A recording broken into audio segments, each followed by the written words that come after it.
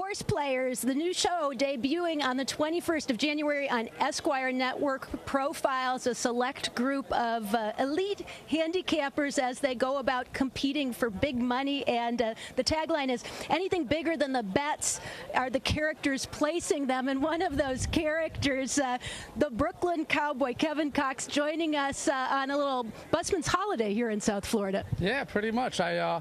I came down here to promote the show a little bit and also get in a little R&R before the finals in Vegas. Let's talk about the show before we talk about the racing. It obviously is a competitive type of show and a competitive type of event that's happening, but look, from what we've seen, like there were some sparks and fireworks. What can we expect? Well, I can tell you it's not going to be the Brady Bunch. I mean, we're all competing for the same pot of gold. It's not like we're exactly pouring sugar in each other's gas tanks, but I definitely hope everybody finishes second behind me. You actually have a little history with the horse racing and with horses in general before you actually took it to the level of gambler. Yeah, while I was a police officer, right after September 11th, I decided to follow my dream a little bit and spend a little time working at the racetrack. I walked some hots, did a little massage therapy, was a barn foreman for a while. And shortly after I retired, I actually became a jockey agent. I had 5 jockeys, none of which made a lot of money for myself, so that's why I took on gambling. Well, Kevin, in terms of gambling, do you consider it your vocation? Are you a professional gambler? Now I'm a full-time gambler. This is my first full year on the tour. I handicap for Saratoga Bet's website. I do their Gulfstream selections Fridays through Sundays, actually turning a positive ROI for the meet so far. And I like to put a little money through the windows as well.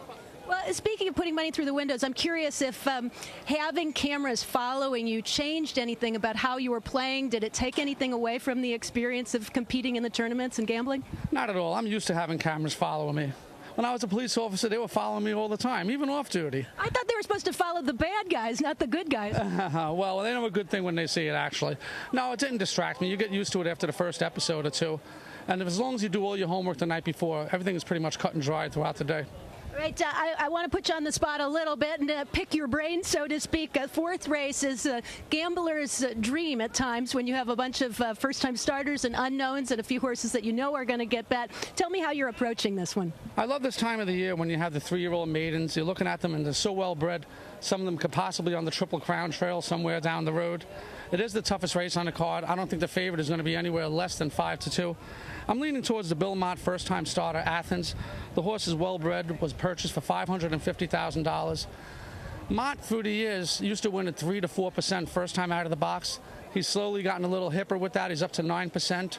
And he has 4 bullets in the holster with this horse.